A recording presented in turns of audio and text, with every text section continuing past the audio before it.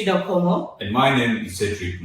And we are the hosts of the Green Perspective podcast, where every action and perspective counts. We welcome you to this exciting world of the green perspective, where we'll delve deeper into the ever-expanding world of sustainability, from food security, renewable energy, zero waste, circular economy, and green technologies. We have everything for everyone. If you're passionate about sustainability and the environment, and you want to stay updated into the latest green technologies, discussions, and perspectives, we invite you to join us in this podcast because it is definitely for you. So whether you're a seasoned green warrior or just starting your green journey, we have this podcast definitely for you. Join us as we interview green experts and discuss actionable solutions for the planet and for the people. The Green Perspective podcast is a fantastic resource for anyone looking to understand and engage in sustainability in a meaningful way. And today, me and Cetric are here, and we want to have a very informal discussion and introduce you into our green world, how we got into this green world. And we love you to get into our world with us. We do understand that the green world is a vast field and it has so many doors. And today we open our door to you to understand, how did you get into this green world? And we want to share with you our stories. Just as everyone, we do understand that you have your stories and we would like to hear them through comments and through your feedback. And for now, I would just like to know Cetric's journey into this green world.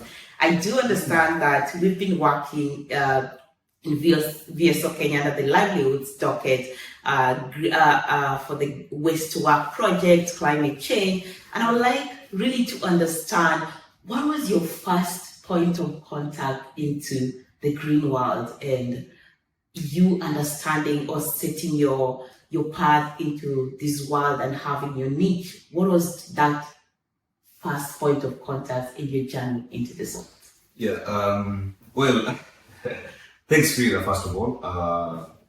I think you forgot to mention something about youth, which is something that I'm really passionate about, and that was my first journey when I got into VSO, So my first journey kicked in when I was in the ICES program. ICES, International Citizen Service Project, was one project which paired volunteers from Kenya and the UK in developing development projects in the community in Kenya. So that was the first time where my passion sparked in working with the youths. And when I went in there, I was really passionate about enterprise development. That is, business and supporting young startups.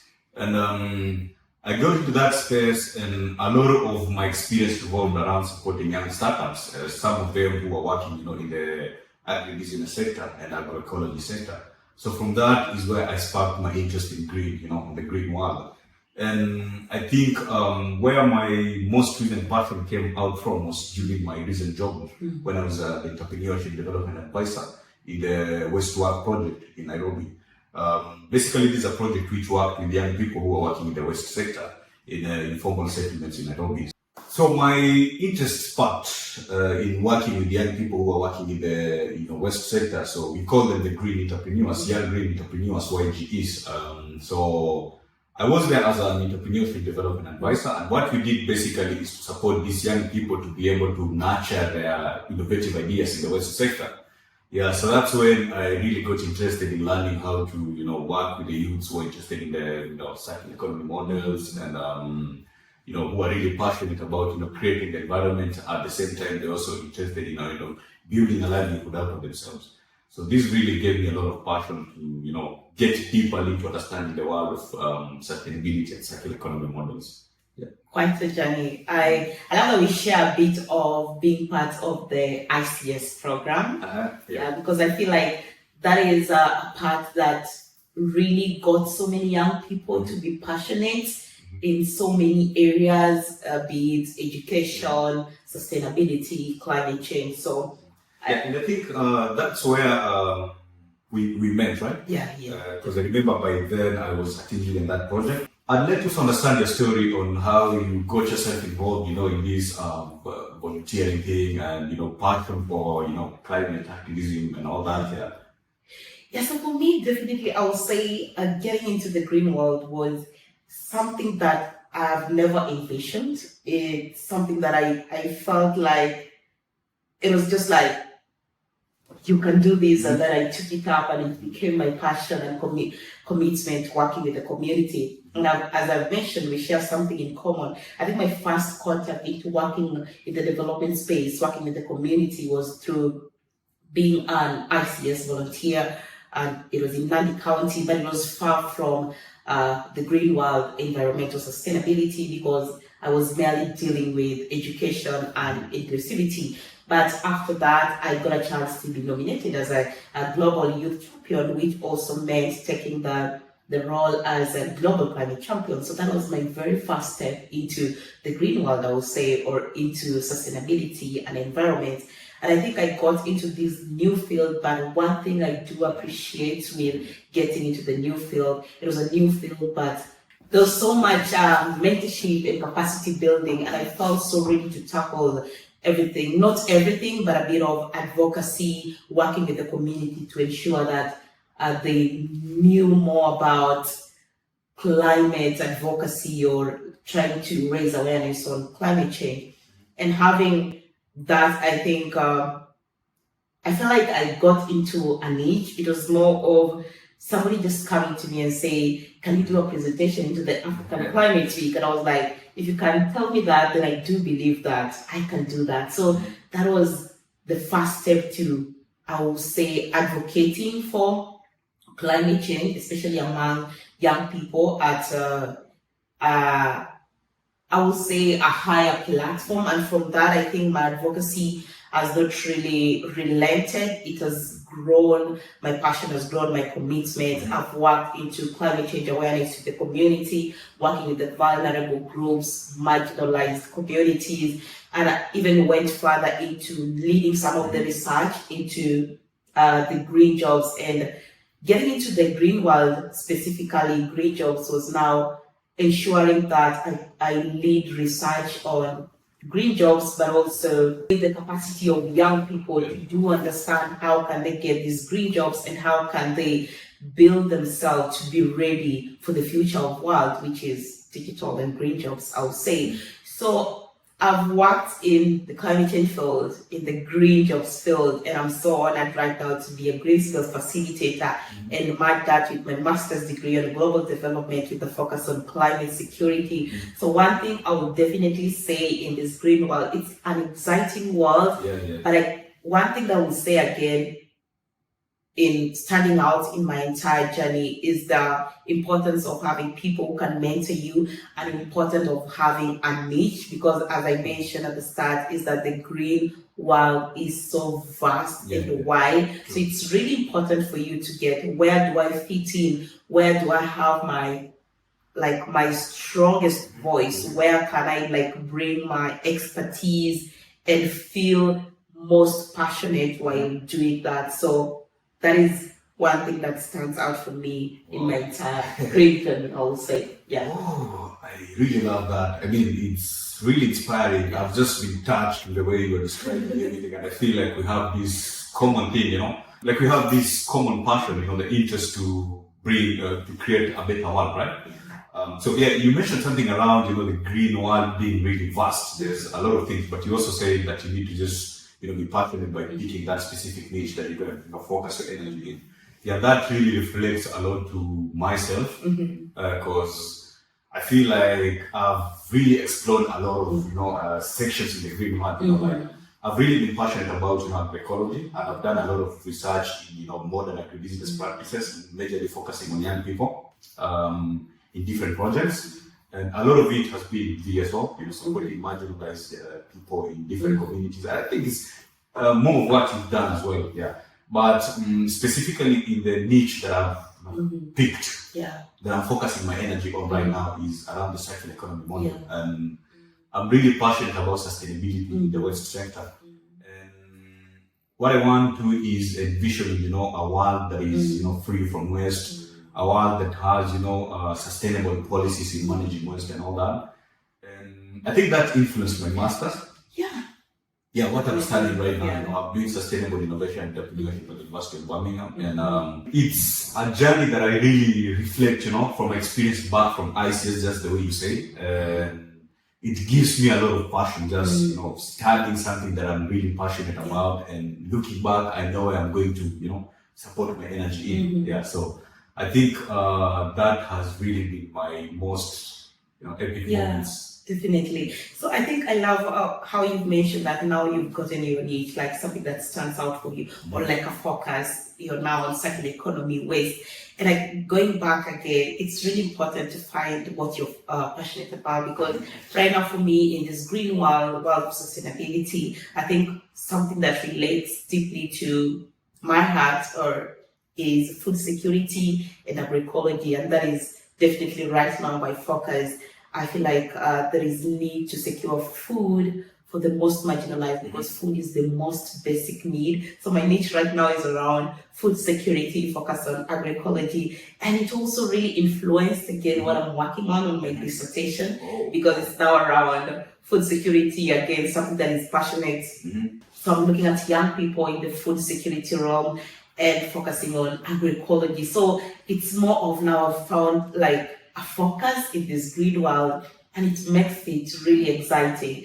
Just coming back to you, Cetric, you've mentioned about your journey and also talked about what has stood out for you in your entire journey. And I would just like to ask you, I know getting into this green world, it's never a smooth sail. You have challenges, you have high points. I'd just like to know, and maybe I believe some of our listeners are keen to understand, what are some of the challenges you've encountered in this green world?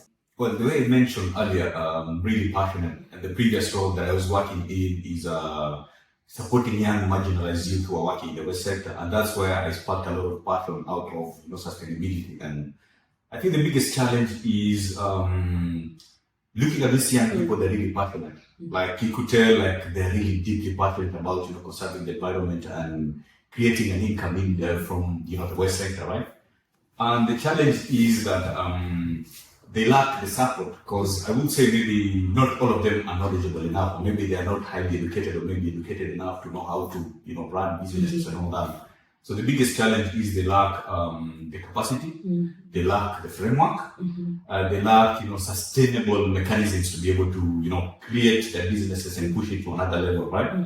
So I would say that is one of the challenges that I highlighted during my experience with this project, and that is why I had a lot of passion, coming in, with VSO, with the programs that the VSO is currently running, capacity building programs that are supporting the young people. I think that is one of the things that I've really been passionate about, supporting the challenges that these young people are going through.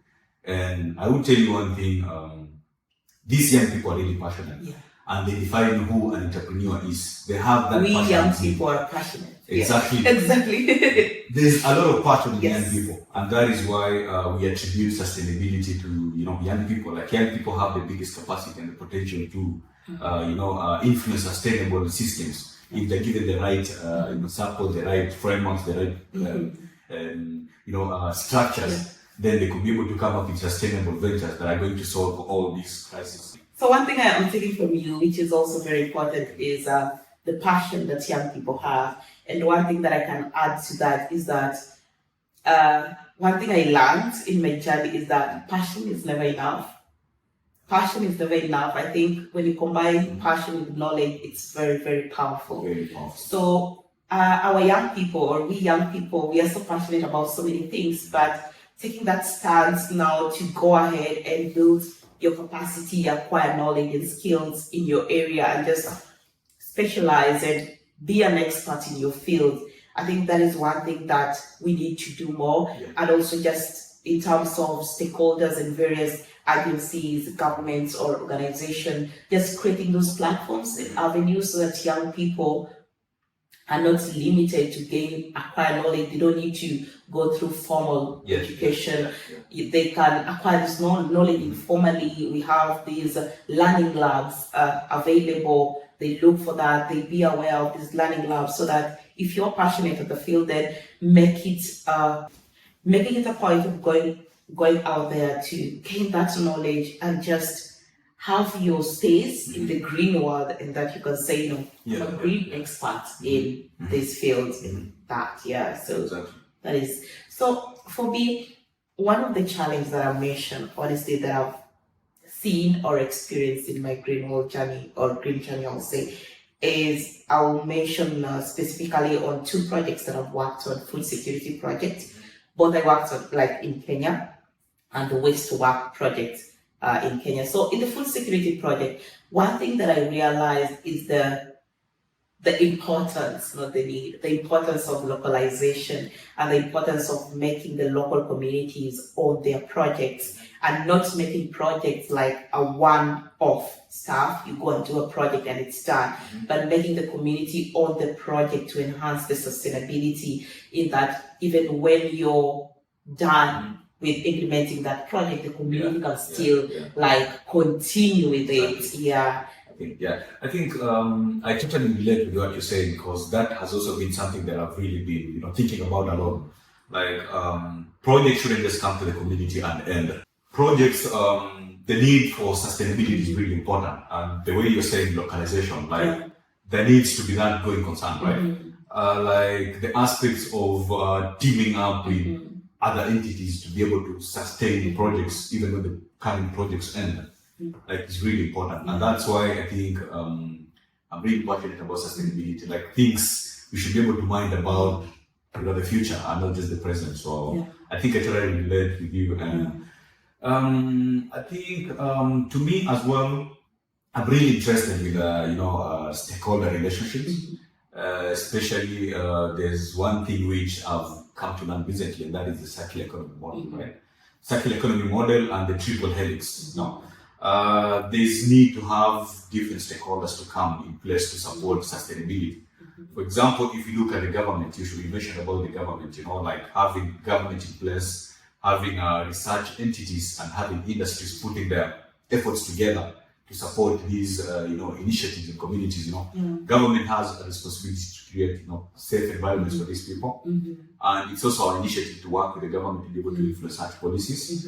And we have research institutions. The way you mentioned something around, the labs, the learning labs, which is really important. Like we could be able to harness, the knowledge from these spaces, and then we could be able to create something out of it to influence sustainability. So I think I really get what you mean, and I really hold that into, my.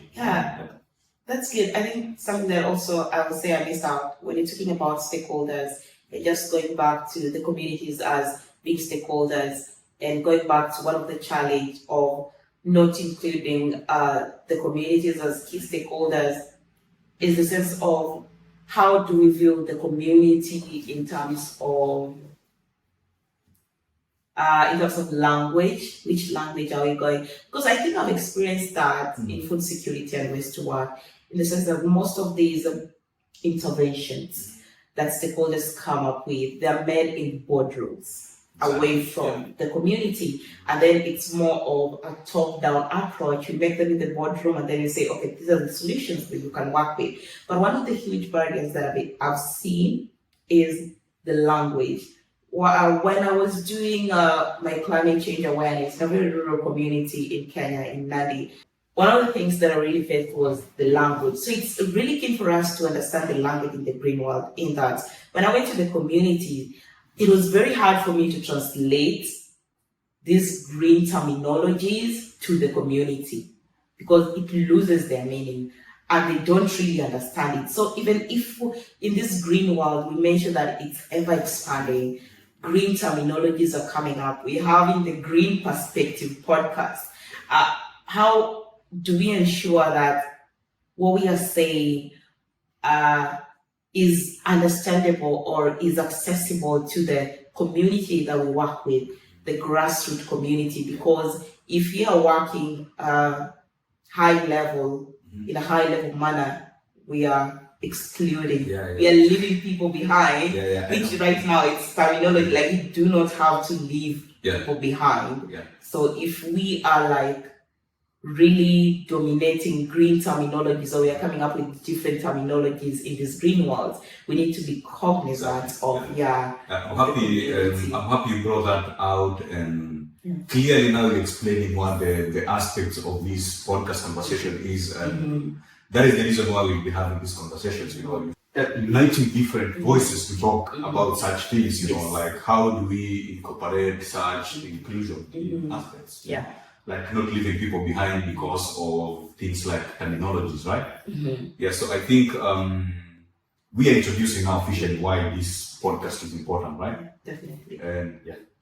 So at very key point, it's more of our podcast.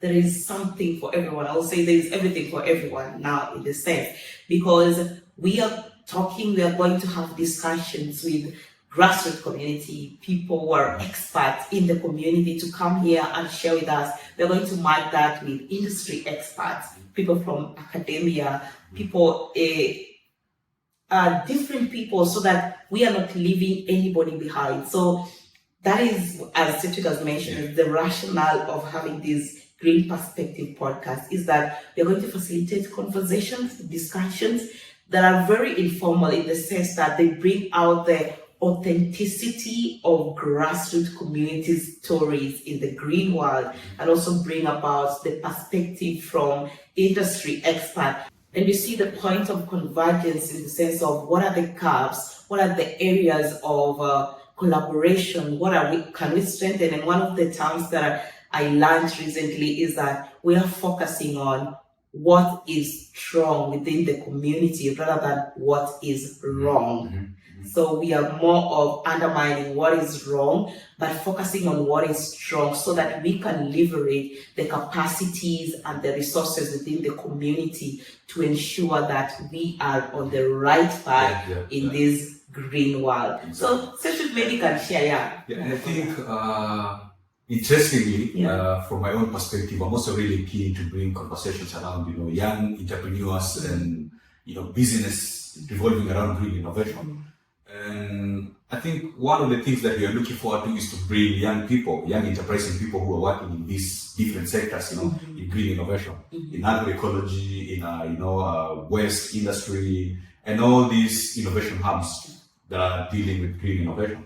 So to understand how these young people, have stories from them to tell us how, what challenges they've been going through. Interestingly, this podcast is more than just a talk. It's a lot bigger, and that's why I think our listeners should be really curious to come aboard and listen to these conversations. Because we look forward to invite and have all this big voice in it, right? Yeah, definitely. And one of the interesting parts I think that we share both as the host of this Great Green Perspective podcast is that we've been able to work with grassroots community and we gain our expertise from that. And right now, we are doing our masters in the UK and both into the sustainability field. Cetric is focusing on sustainable innovation and entrepreneurship. Excellent. And I'm doing a mine in global development, and one of my focus areas is on education and climate security. So we want to facilitate and spearhead this discussion in the sense of bringing our experience to the grassroots community and our expertise theoretically now might be what we've learned in our master's degree, and see is there like missing links? And I think exactly what I'm asking myself in the head, because whatever I've learned, the academic aspect of it, there's high significance, between the academic world and the industry world and the current, whatever is going on in the current world right now.